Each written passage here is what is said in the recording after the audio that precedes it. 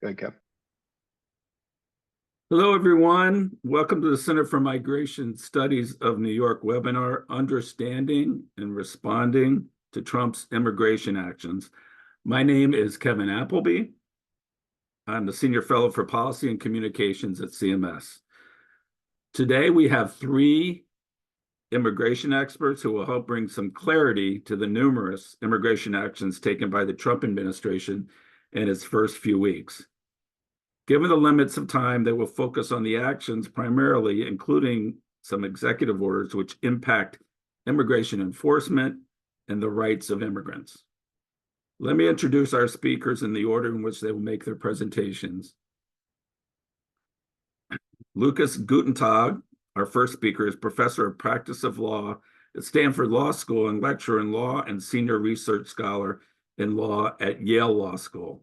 He founded the ACLU's Immigrant Rights Project and directed it for 25 years, arguing major cases, including before the Supreme Court.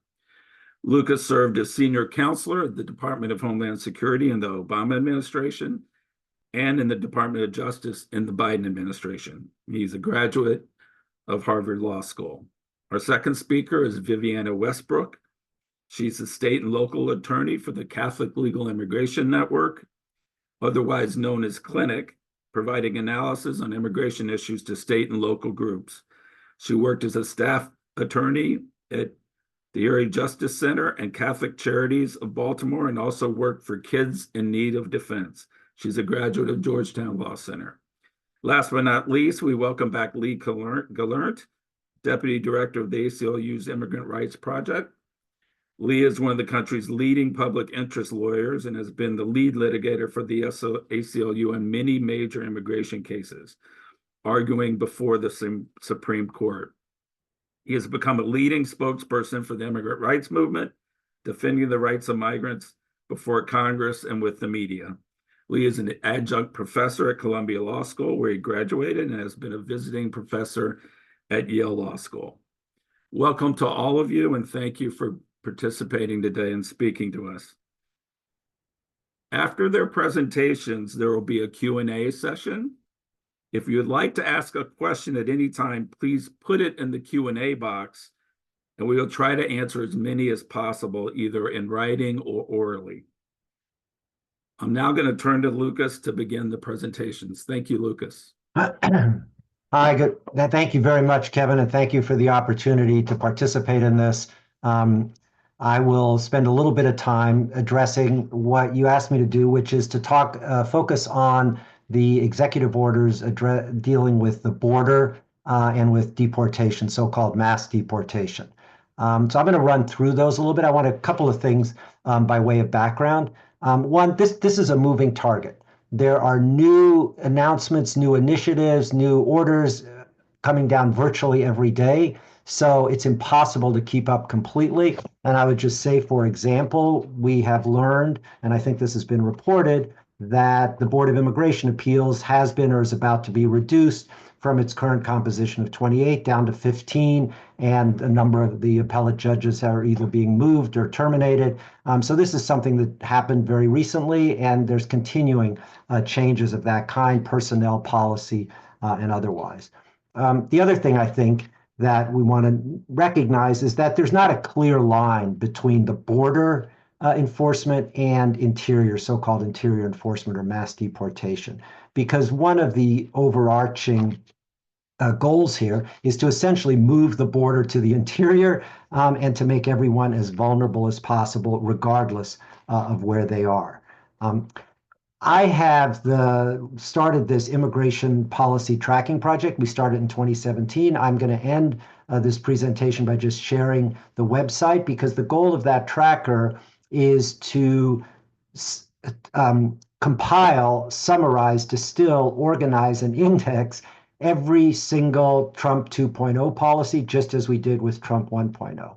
And it captures all the executive orders, and then, very importantly, all the downstream directives and implementation of each policy, so that everyone can see for themselves what the policies are and the actual source documents that are the basis for all these policies. It also includes links to external commentary where appropriate and is trying to track all the litigation that has arisen with regard to each of these policies that Lee is going to talk about and that the ACLU and others have been bringing.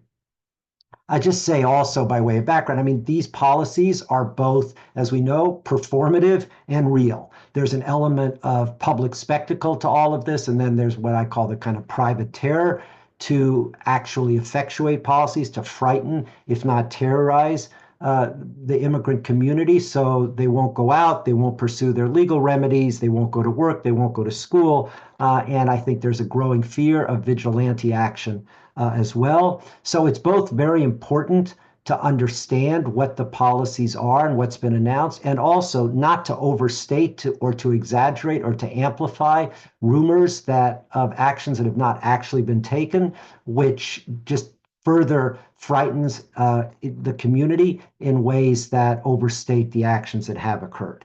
But with all that by way of background, let me just do a kind of a quick summary here. One, on the deportation side, there's a number of executive orders. They're all listed on the website. I'll show them to you if you're interested. 14157, 14158, 14159, 14165. And that's not counting the one that's gotten the most attention of all, the birthright citizenship one, which is 14160. In general, as kind of an overview, what these do collectively is expand removal priorities and enforcement, try to make everyone as vulnerable as possible by, for example, rescinding the sensitive locations memo, increasing detention space, eliminating the legal parole programs that have been in place, enlisting states and localities to participate in immigration enforcement, impeding removal defense, making it more difficult for individuals to defend themselves in removal proceedings, and seeking to deter, intimidate, and attack so-called sanctuary jurisdictions so they'll abandon their policies. Let me say a little bit more about each of those before I turn to the border. Among the policies that are the most significant are one, expanding expedited removal. This, as everyone knows, is the policy that allows for the summary expulsion, removal of individuals who arrive at the border unless they can pass a credible fear interview, to expand expedited removal to the most extensive possible allowed under the statute, which is to anyone who's in the United States, cannot demonstrate that they've been here for more than 2 years, who is not admitted or paroled, and to allow them to be subjected to summary removal. Secondly, eliminating the Mayorkas enforcement priorities so that every person who has any vulnerability under the immigration laws is a priority. There's no prioritization. It's left up to each agency to set its own priorities. In addition, the Justice Department has been instructed to prioritize criminal prosecutions for illegal entry and to pursue the most provable, serious immigration charges in any case. And then, of course, there's the potential use of the Enemy Aliens Act against gangs and cartels. That has not happened, but they're laying the groundwork for it. To break it down a little bit more in terms of the interior, I would say one kind of big category is terminating the status of individuals who are here to make them increasingly vulnerable. Of course, the birthright citizenship directive that would deny citizenship to individuals born in the United States unless is the most extreme version of that. That's subject to now probably about 10 lawsuits. But there's others that have not gotten nearly as much attention. The termination of Venezuelan TPS, of the 2023 Venezuelan TPS, the ending the CHNV, Cuban, Haitian, Nicaraguan, Venezuelan parole for allowing people to have an orderly process for coming to the United States. There's the reported plan not only to end the program, but, and this is only reported, to actually terminate the status of individuals who are already in the United States with parole, and the CPB-1 app, which was a mechanism to allow people to present themselves at a port of entry, canceling all those appointments and no longer allowing that. Another big category is increasing the arrest, detention, and removal capacity. Here, I think one of the most significant aspects is the so-called mass influx declaration under the INA, under 1103A10, which triggers the mechanism by which any amenable state or local law enforcement agency can be deputized to serve as an immigration enforcement agent to conduct all of DHS's immigration enforcement powers, which would include arrest, detention, removal, by having those state and local entities that agree to play that role. Maximizing the use of the 287G agreements is another priority. Authorizing DOJ personnel to enforce the immigration laws, reportedly asking Treasury, IRS agents to assist in immigration enforcement. And I think we can clearly expect and have already begun to see that the federal government, instead of challenging state immigration enforcement laws, will endorse them so that Texas and others will aggressively pursue their own immigration enforcement. Also, with regard to detention, that's the next category I would mention. First and foremost, as has gotten a lot of attention, the plan and the beginning to use Guantanamo as a detention center. The government has announced that it has the capacity of up to 30,000, whether that's actually doable logistically or otherwise, but it's an unprecedented action to take individuals who are in the United States, subject to the immigration statutes, and to move them to Guantanamo, where the government has always argued the immigration statute does not apply. So there are very few there yet, but we can anticipate that it will be used more broadly. There's the directive to DHS to increase detention capacity, and the reports that the Bureau of Prison will be used for immigration. And another example is the Executive Office for Immigration Review. The immigration courts have announced that they will allow ICE enforcement in EOIR space. That goes to another point more generally with regard to the immigration courts, is impeding legal defense, making it more difficult to provide legal representation and for non-citizens in removal proceedings to obtain legal representation. They have rescinded the EOIR guidance, allowing for friend of the courts, for language guidance, for allowing continuances in order to find counsel, and other guidance that was designed to facilitate legal representation and fair proceeding for children and others. There's also been, among the defunding efforts, is defunding the legal orientation programs that were run at EOIR, the help desk, family orientation, and others. And then finally, as I mentioned before, the threat to sanctuary, so-called sanctuary cities and states. The Justice Department has filed suit against Chicago and Illinois. There are rumors of other suits. And there's also the conditioning of transportation funding on immigration enforcement. This is participating in immigration enforcement. This is a replay of what Trump 1.0 did, of trying to condition federal funding grants on abandoning sanctuary policies. That was roundly rejected by the courts the last time, and I think we can anticipate a much more aggressive use of it by the Trump administration again, and significant litigation resisting it. I'll say just a couple of things about the border, and then I want to show the tracker just very briefly. I think the most significant of the border restrictions is the declaration of an invasion and invoking 212F and the president's inherent authority to essentially suspend all entry and suspend application of the Immigration and Nationality Act to the border, with a clear goal of eliminating any right to apply for asylum, to assert any rights under the INA, and to use the suspension authority to essentially negate the role of the immigration statute on the ground that we're facing an invasion. The other related elements are sending, as we all know, sending significant military resources to the border. There's a decision to reinstitute the Migrant Protection Protocol, the so-called the Remain in Mexico program. There's great concern that the declarations are setting the stage for another travel ban, Muslim ban of the type we saw before, that because of the criminal prosecutions, there'll be renewed family separation, and so on. So the most important, I think, is this use of the invasion terminology and the effort to suspend, either under the immigration statute or the president's claim of inherent authority, the operation of the immigration laws, and to treat it as a military, effectively a military operation that would deny individuals rights across the board. Let me just quickly close, Kevin. I know that's a lot. I tried to kind of put it into categories rather than run down by case.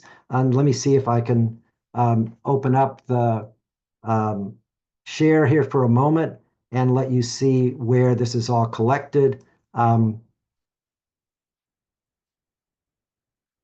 I think this is going to work.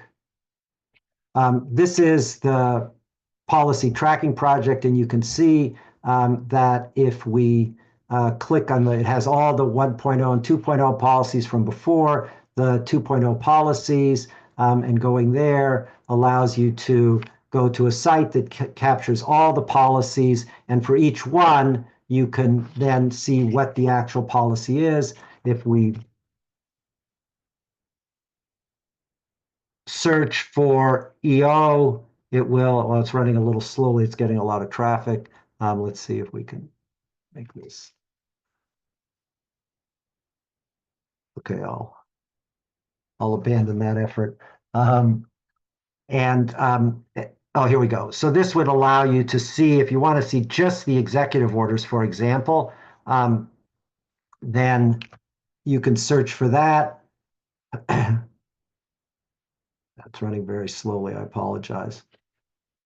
Here we go. So this would, for those who are interested, to just scroll through the EOs, but it has all the other policies as well. And if you're interested in seeing which are, there's all the different filters. And if you're interested in seeing which ones are subject to litigation, then this allows you to see which are subject to ongoing lawsuits, and within each entry to see the links to the actual litigation and get any litigation documents that you might be interested in.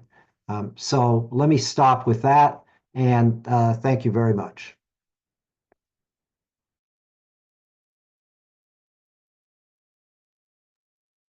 Thank you, Lucas.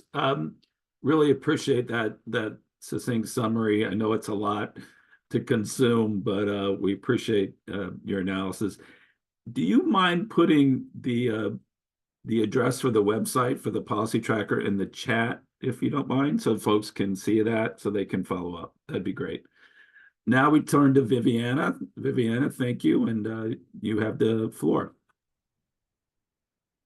Fantastic. Okay, let me just start the slideshow, and should be good.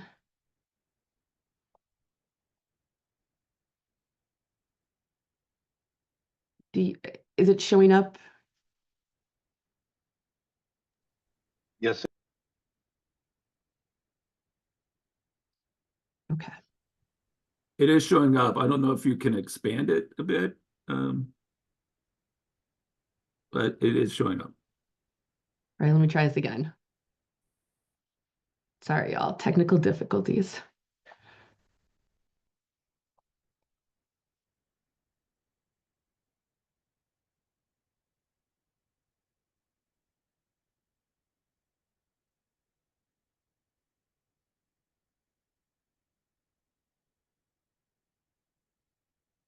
All right, well, then I'll just do it this way.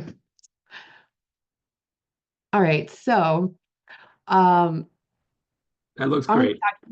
okay, great. Well, I'm going to be talking about protected areas, and this is a very complicated issue right now.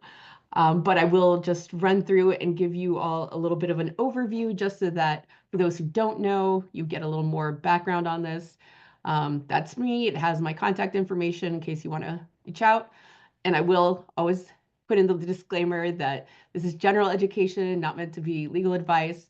You know, for every single individual and agency, organization, you should seek legal advice about your particular circumstances, just because, you know, there's going to be different laws depending on your state, depending on if you're, you know, place of worship or somewhere else, or a nonprofit, or just an individual looking for more information. So just want to get all of that out there. Okay, so the protected areas policy. You might have heard that, you know, people have said, oh, this has been around in some iteration for like the past, you know, 30 years. And the reason they say that is that under the INS, there was a 1993 memo that basically was preventing enforcement activities at schools, places of worship, and funerals or other religious ceremonies. And, you know, there were basically enforcement by immigration was being limited to areas, you know, to these areas, unless there were, you know, it was shown that there weren't any other alternative ways to go about that enforcement, and depending on how important the enforcement was, and if there were any thoughts about how to mitigate the you know, the impact on schools and places of worship. So, you know, that was definitely important. And we've had several iterations, you know, since then, but I'm going to skip the ones in between and get to 2011, when it took the form of sensitive locations. And a lot of people, I think this is probably the most common way it's referred to. And sensitive locations was basically DHS issuing a memo and to ICE and CBP. And it's important to keep this in mind, because I think a lot of times, you know, we think, oh, it was, you know, it's legislation that was passed. It wasn't. It is just like just a memo issued by the Department of Homeland Security to, you know, ICE and CBP saying, hey, you know, limit your encounters in these areas. And over to the right, there's a little cartoon of what those areas look like. And then they include healthcare, schools, places of worship, religious ceremonies, and public demonstrations. So you can see that they were definitely expanded. Okay, so this is the full list. Schools were pretty inclusive, hospitals, churches, synagogues, mosques, institutions of worship. They're talking about buildings, sites, you know, of religious ceremonies, public marches. But then fast forward to 2021. So this was something that clinic that I was engaged in, where we asked DHS for an expansion on the sensitive locations memo. And the reason we asked for this was because we had seen that there were a lot of enforcement actions that were being taken in the places, you know, that were, for instance, maybe they weren't necessarily those specific places that were mentioned in the sensitive locations policy, but were nearby, or, you know, still close enough that they were having an impact. For instance, something that we noted a lot of was enforcement actions at bus stops. So parents would go to drop off their kids, and as soon as the children's bus, you know, turned the corner, people would come in and pick up the parents. We also even heard of you know, domestic violence survivors going to court, and then on the way out or before they got in, being picked up by immigration enforcement because the abuser would call and let them know that the victim was going to be there. So, you know, it was these kinds of things that prompted us to ask, you know, if they were, you know, if they would consider expanding this. So we were in coalition with some other great orgs, and DHS was very amenable to this. So they did expand it into protected areas. And so the protected areas policy supersedes and rescinds the sensitive locations policy. So protected areas is what was most recent until it got rescinded a few weeks ago. But they definitely acknowledged, like DHS calls it protected areas because they realize that all of these places are providing essential services.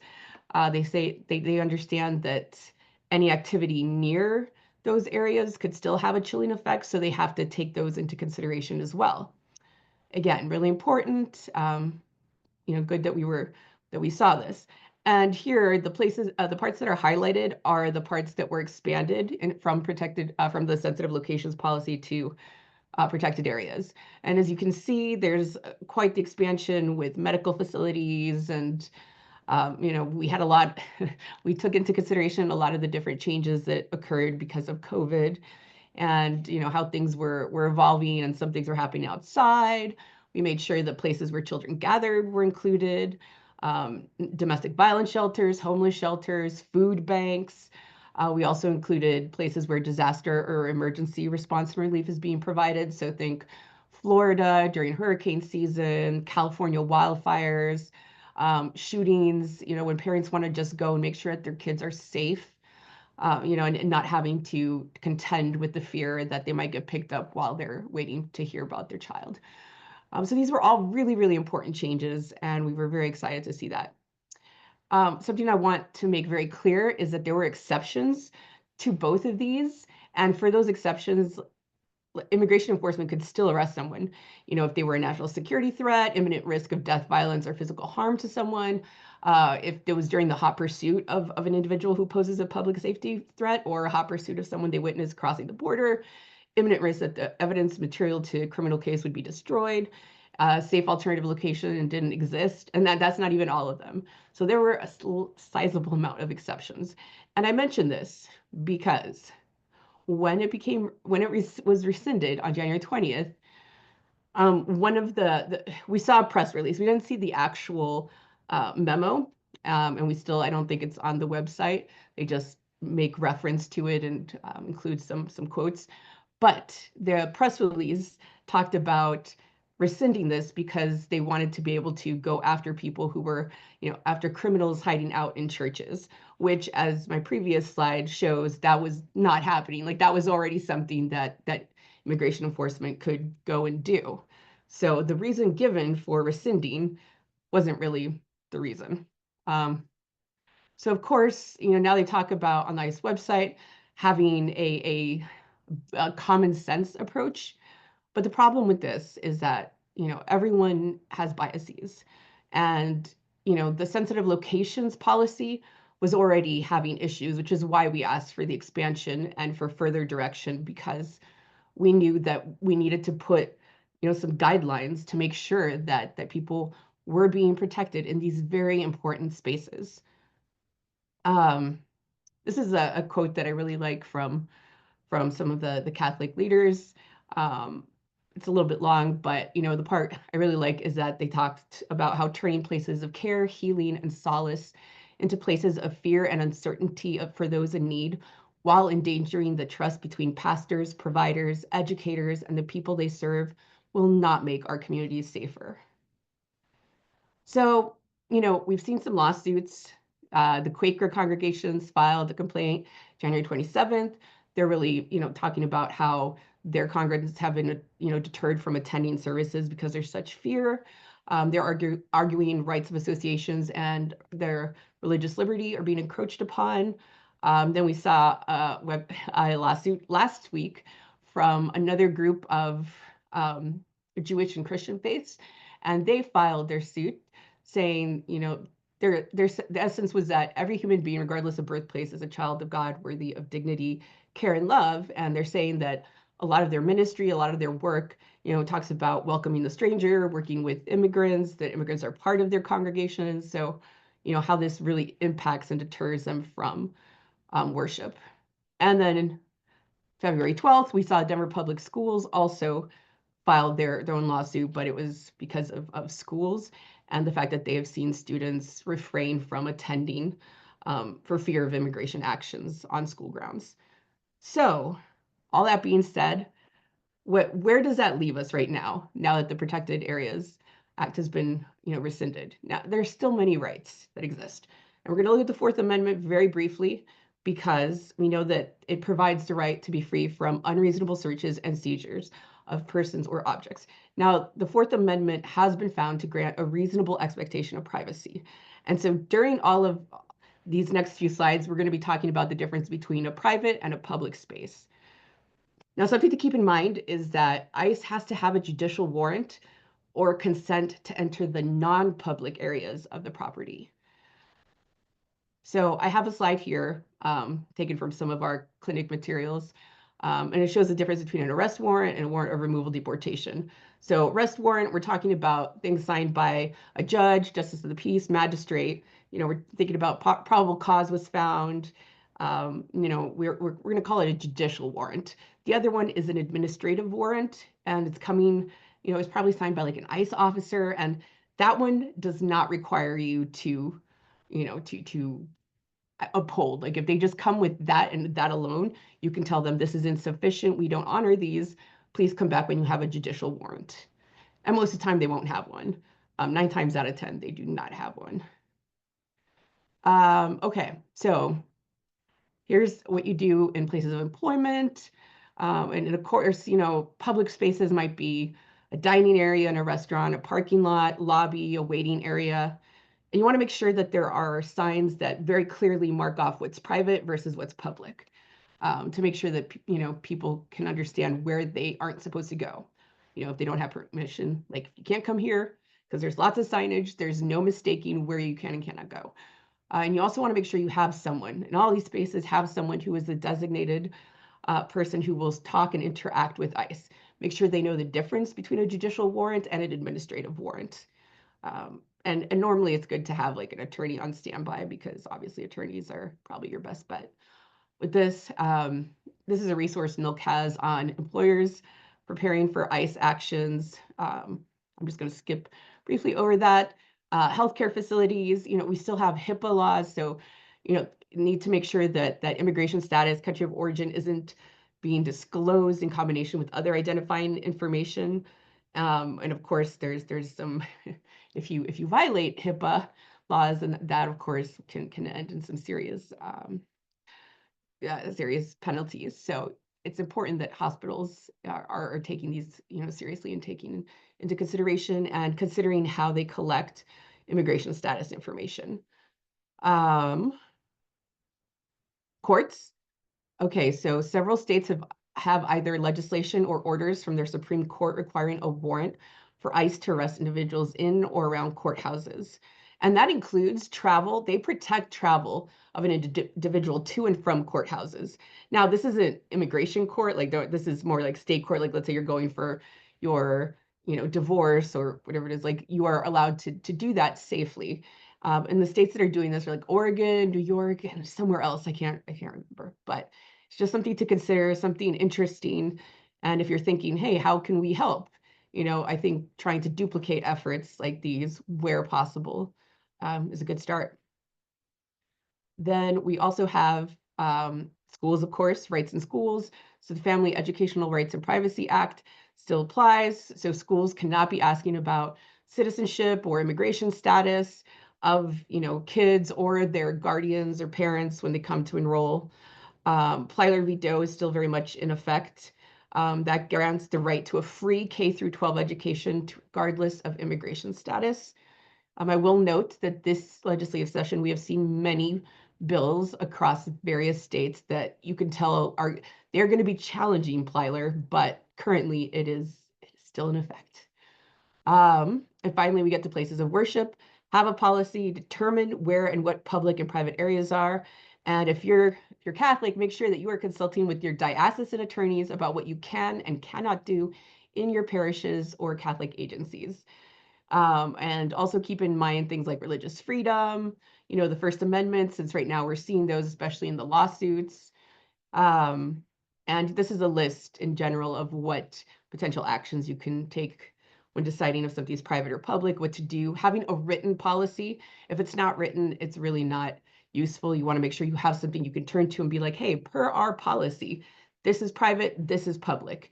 And again, clear signage, have someone to interact with ICE, train all staff to ensure no one accidentally gives permission to enter private locations. Because again, like in the heart of the heat of the moment, people are going to panic. And you want to make sure that they have already practiced, that it's already ingrained in them how to respond. Document all interactions with immigration enforcement. Avoid collecting immigration status when possible. And when you have to, make sure you have policies that protect this information. consultant attorney, and know your state, county, and municipal laws and protections. Thank you so much.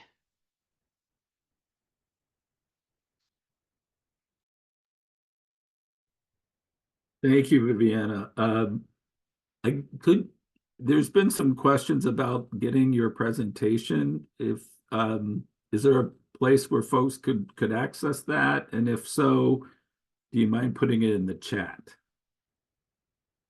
Could I send it to you, or can you email it out to the We'd be happy to do that, however you feel most comfortable. Fantastic. Then let's do that. Great. Yeah, Okay. Viviana, we can, if you just mail that, we'll also make sure that it's available on the website when we have this webinar.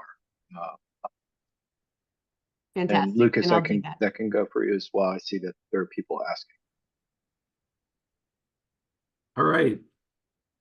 Thank you, Viviana, for that that overview and that important information. Now we turn to our last speaker, Lee Gelernt from the ACLU, to sort of wrap it up and talk a bit about some of the legal response to all these actions. Lee, thanks for being here. Yeah, thanks, Kevin, and thanks for having me. I see that we are almost out of time, so let me just be very brief so we can leave some time for Q&A. Some of the major actions that we have filed are the following. One is birthright, right? Everyone has filed on birthright, and so far all the district courts have concluded that the executive order banning birthright, unless you have a parent who's an LPR or a citizen, are unconstitutional under the 14th Amendment, and some have also said that it violates a statute Congress enacted first in 1940 and recodified in 1952.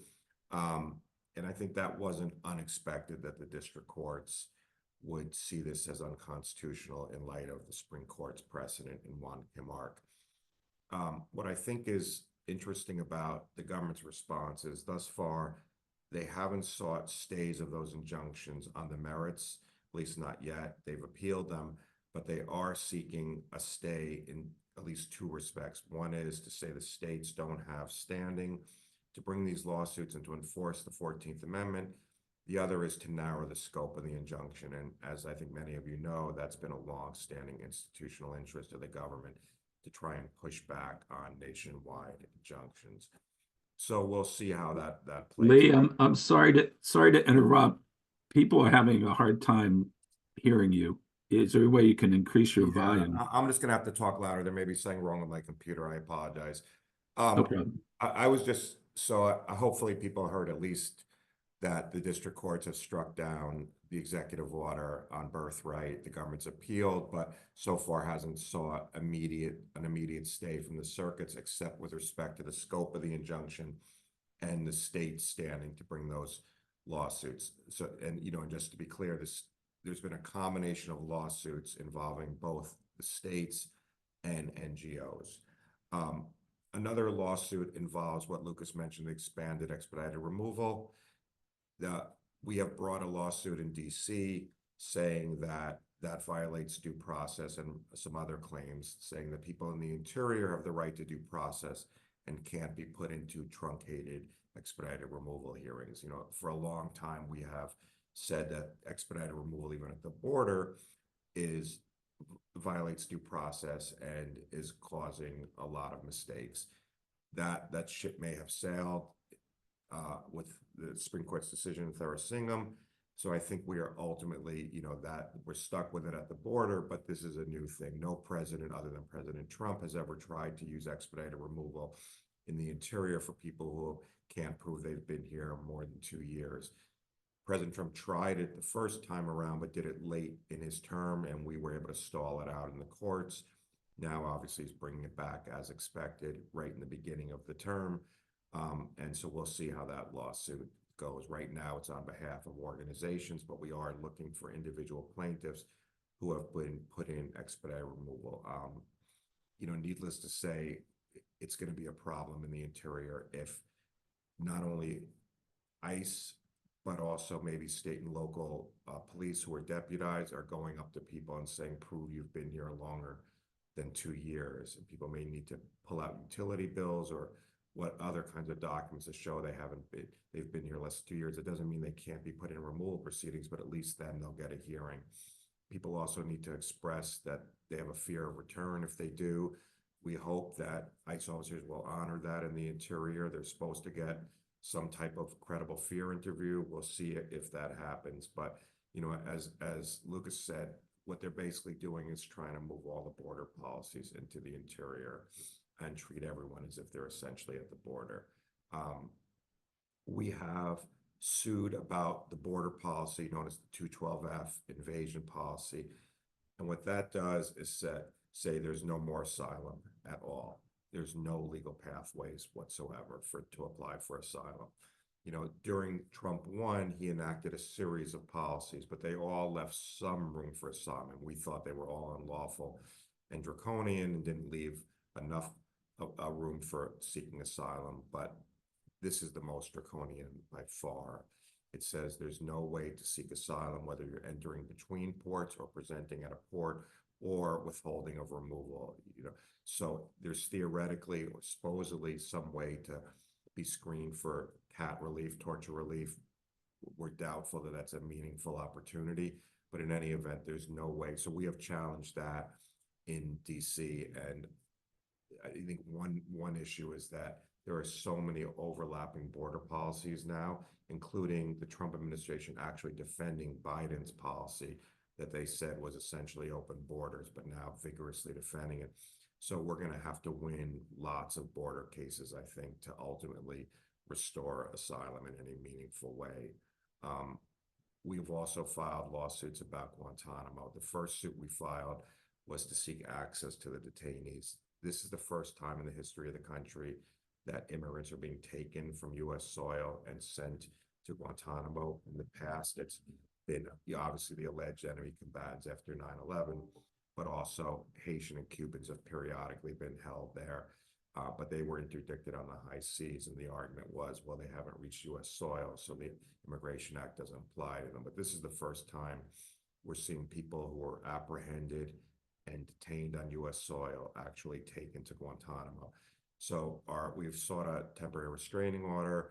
That's playing out. We're going to get the government's brief tomorrow to see what they actually say about access to the detainees. Thus far, we view it as just a complete black box where the detainees have no access to the outside world, to family, to counsel. So our first lawsuit about Guantanamo is to actually try and get access to the detainees to see if they want legal representation. We also think the public has a right to know whether these are the worst of the worst. It doesn't mean we wouldn't still say they shouldn't be at Guantanamo, but I think, you know, as Lucas pointed out, there's a lot of performative theater going on here. And we're just, from what we know, what's been reported in the media, there are lots of people now sitting at Guantanamo who don't have a criminal history. So we think it's important to get that out. And I think, you know, eventually, sooner rather than later, we'll have to file a lawsuit to stop the transfers altogether to Guantanamo and get people off Guantanamo. You know, at the end of the day, we're not looking to have 30,000 people at Guantanamo and just be satisfied to have access to them. We need to stop people from being sent to Guantanamo. That's sort of a roundup a little bit of the major lawsuits. Obviously, other groups have brought important lawsuits, and people touched on the sensitive locations issue. We don't know how much they're actually going to go after people at hospitals, courtrooms, schools, religious institutions, but the fear alone is devastating. We're getting calls from teachers all around the country saying the kids are not coming to school. I just got off the phone with someone who does community health at a major urban hospital, saying people are waiting till the very last minute and they're too sick by the time they come in to really help them, or they're just not coming at all. So there's this whole devastating effect. Even with Guantanamo, right, there's now immigrants being so scared about being sent to Guantanamo, even if they don't really fit the profile. So that's obviously having an effect with all these scare tactics. I would just say one other thing about raids throughout the country. You know, people ask, can we stop all of the arrests throughout the country? No, we can't. And as all of you know, the immigration laws are harsh. And, you know, in the past, both Democratic and Republican presidents have exercised some amount of humane discretion not to go after families with U.S. citizen children or where the family has been here 20 years, contributing to society, has no criminal convictions. The Trump administration seems to be putting everything on the table. We'll be looking for violations of the Fourth Amendment, profiling, other types of things, but ultimately, we're going to need to be clear-eyed about what we can accomplish through the courts. And I think we're going to have to document what mass deportation looks like in practice and to show the American public what this means. Because my own feeling is that when the public voted for stricter immigration enforcement and mass deportations, they were voting for somewhat of an abstraction, sort of a vague abstraction. And that hopefully when they see what things look like in practice, they're going to push back and say, well, that's not what we thought you meant by mass deportation. We thought you meant only the most serious criminals. That's what happened the first term, right, where family separation caused an enormous wave, not just domestically, but internationally, of pushback. People took to the streets, and I can't tell you how many people came up to me and said, we're conservative, we're Republican, we don't necessarily agree with the ACLU on many things, including immigration, but this is just a step too far. So, I mean, ultimately, I think we are going to have to show people what collateral arrest, mass deportations look like in practice. So maybe I'll stop there because I know we're getting to the end. And Kevin, you wanted to have some Q&A. Thanks, Lee. Appreciate the summary and all your work and leadership that you're showing in this difficult time. So really appreciate it. We have several questions. Some have been answered. Type the answer, so I'll try to focus on those that might not have been. Lucas, you indicated that you might want to answer the question from Claire Eastwood. Is there a possibility that asylum procedures will be abolished under the guise of the invasion EO? Yeah, I was having a little trouble with the chat, and Lee may want to address this. I mean, I think that that's actually the intent, is to use the invasion framework as a way of trying to avoid the application of the immigration statute to the border, and in particular, the asylum and withholding provisions. I think that's exactly the fear and concern, but Lee may want to talk about it in a little bit more detail based on what the litigation is that they filed. Then I wanted to respond to one of the other questions about what people can do, but I don't know, Lee, if you want to add something about the border. About the 212F? Yeah, I mean, I think it may be to take it outside the Immigration Act. It may just be that the president is just, I mean, basically what's happening is during Trump 1 and Biden, all the asylum restrictions were said to be consistent with the asylum statute. And so they said, we're not doing anything radical. We're just putting in additional restrictions that are consistent with what Congress has enacted. What's unprecedented about what's happening now is the president is saying, under my authority of Section 212F and my constitutional authority, I can override the entire asylum statute. And that's why this is so scary, because if he wins in court, it means any president can simply assert there's an invasion and eliminate all asylum. Doesn't have to make any effort to say what they're doing is consistent with what Congress has enacted. So it's putting an enormous amount in play. And just to be clear how much is being put in play, during the travel ban, Hawaii v. Trump, the administration then, the Trump administration said, we're invoking 212F, but we're doing it in a way that's consistent with the Immigration Act. So you, the Supreme Court, don't need to decide whether 212F allows the president to override all the other immigration provisions. And the Supreme Court said, well, we agree it's consistent. We'll therefore leave for another day that momentous question of whether the president can simply override all of the rest of the provisions of the Immigration Act, including asylum. The Trump administration is now putting that in play. And if they get away with it, it will mean that any president can simply invoke that provision and say, we don't want asylum because we think there's quote unquote an invasion. We don't want withholding of removal, or who knows what else they could get rid of.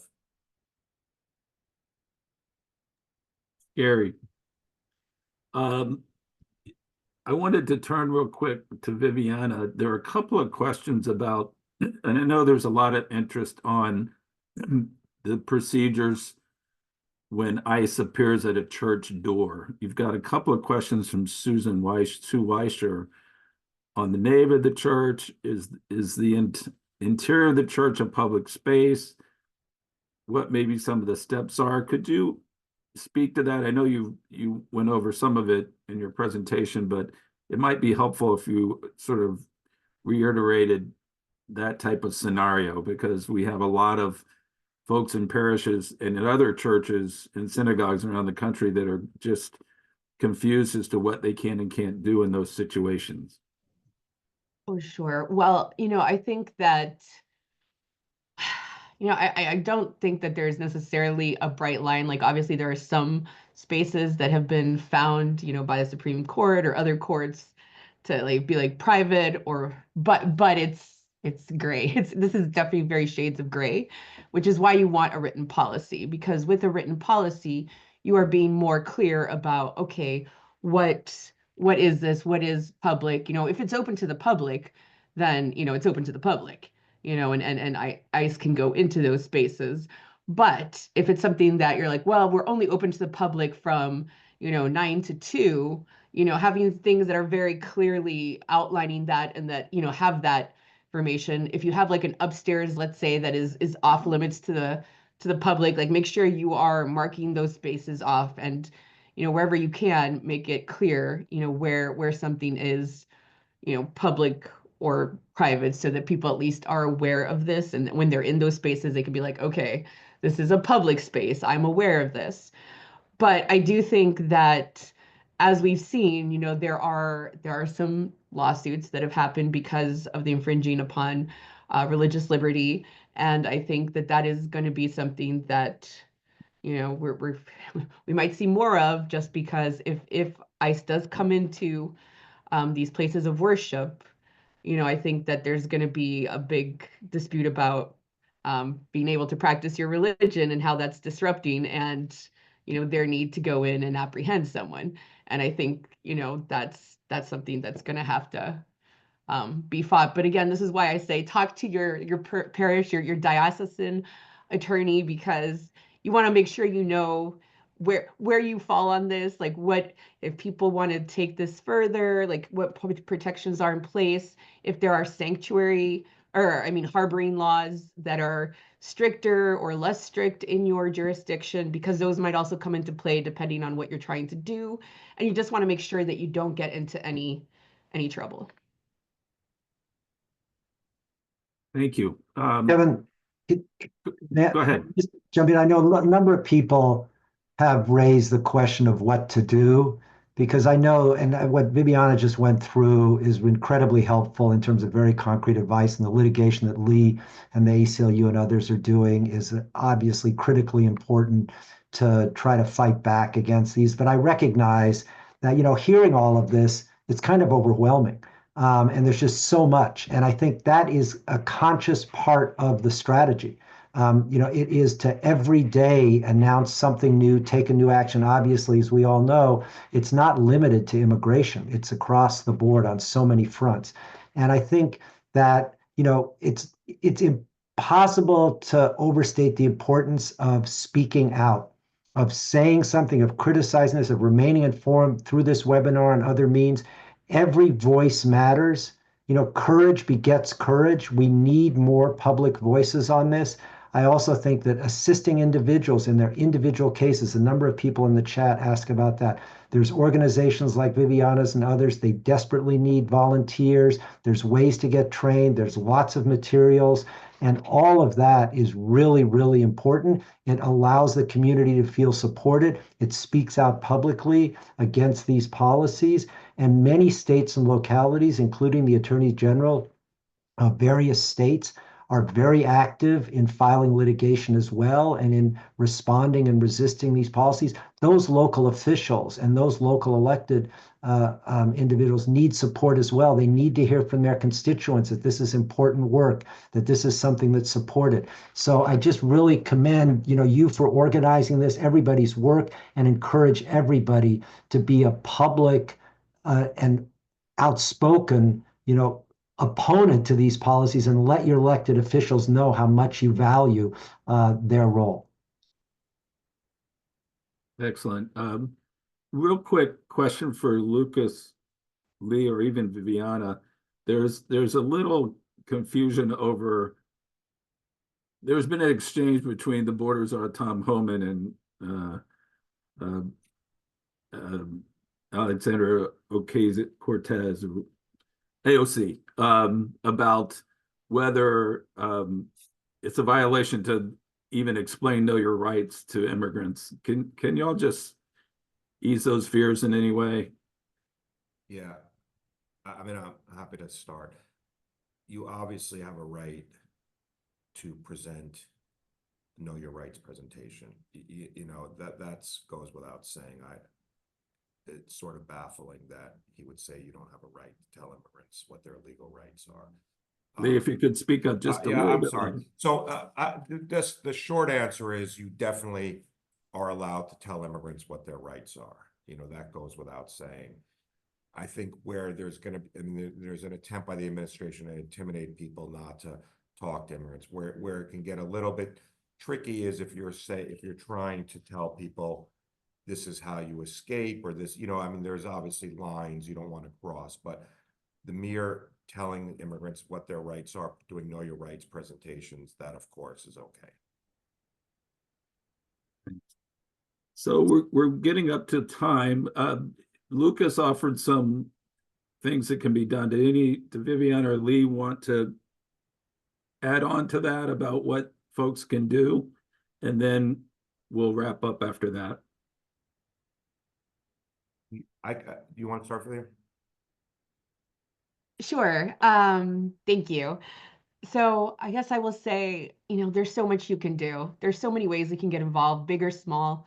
And just want to echo what Lucas said about speaking out. I think we often hear about the impact of op-eds.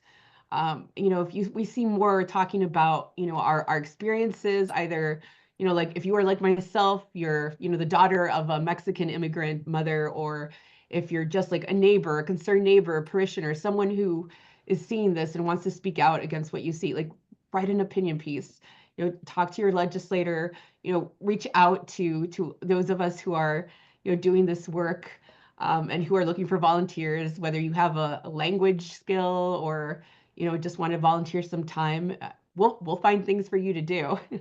I think there's just such a great need. So I guess like don't get overwhelmed, don't get complacent. We're all going to get through this together, but we all have to be, speaking up and being involved. Yeah, I mean, I would echo what both of you have said, not to get daunted by the sheer scope of it. Don't feel like because you can't stop everything, you shouldn't do anything. Every little thing matters, and it will really matter to whatever family you help if you take an individual case. And and also it doesn't have to be legal, right? Even if you're just showing your support to some immigrant that immigrant family, it needs to be on a personal level. I think one of the things that Trump does is try and get you to think in the aggregate about all these immigrants coming across just try to think about the immigrants and think about whether they fit the portrayal that Trump is trying to say of immigrants, and do something at any level. It really matters. I want to thank all the speakers. Thank you for your time and for your expertise and for your leadership in this difficult time. A recording of the webinar will be available on our website. We should have it up tomorrow. It's cmsny.org, Center for Migration Studies, New York.org. And we will try to get Viviana's presentation to those who need it. If you want any particular information, you can send an email to info@cmsny.org, info@cmsny.org, and we will try to respond. You can also subscribe to all CMS's products on the website. And when I say subscribe, we need to change that word. It doesn't mean you have to pay anything. It's all free. So all you need to do is be willing to accept some of our products every week. We do a migration update every week as well that you might benefit from. So thank you all for being on. We hope it was helpful, and we hope you have a great rest of the day. Thanks, Kevin. Bye-bye.